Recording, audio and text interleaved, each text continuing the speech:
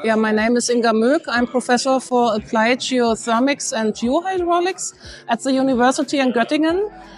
And I'm also working at the Leibniz Institute for Applied Geophysics. And we developed there the GeoTIS, the Geothermal Information System. And this is exactly what my research group is doing. We work in geothermal exploration and we collect and also provide data about the geothermal potential in Germany through our geothermal information system.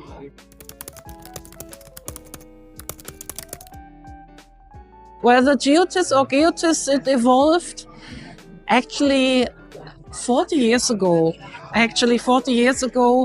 Because we collected temperature data from oil and gas wells. It was just research and fun, yeah? So we collected temperature data and we developed geothermal atlases for Europe and Germany, but on paper.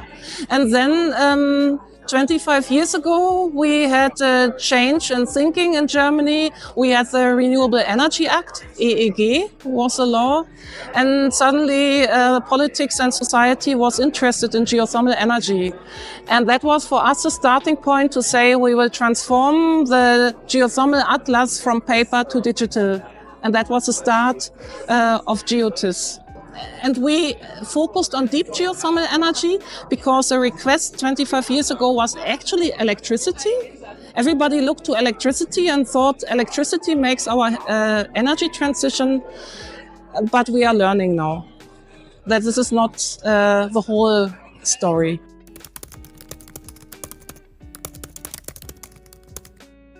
Shallow geothermal is actually just implementation of a technology. The technology works, you have no geological risk, and it's payable.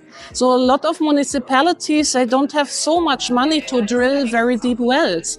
They don't have the competence to explorate for deep subsurface. And shallow geothermal is much easier to implement. It's much cheaper, and you can heat whole districts with shallow geothermal. And I think, therefore, the potential for geothermal is higher in the shallower section.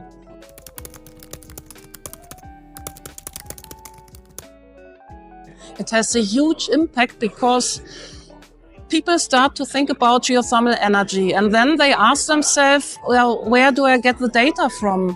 And we don't have a geothermal industry in Germany. We have a lot of companies that work for geothermal, but we don't have a geothermal industry. And people can go, if it is a mayor or a person, a private person, they can go to the geothermal information system, can inform themselves about the geothermal potential at their location, and they can decide, will I go for deep geothermal or shallow geothermal? It depends what is your demand. And we have both in our GeoTIS. We have the demand here in our map, the heat demand, and we have also the geothermal potential for shallow and deep. And from there, people can decide what they do. Yeah, the latest update is now that we have shallow geothermal data implemented into GeoTIS. This is done through a traffic light map. And the traffic light map means we have just 3 colors, and they represent, is shallow geothermal technology possible? Is this maybe possible or not possible?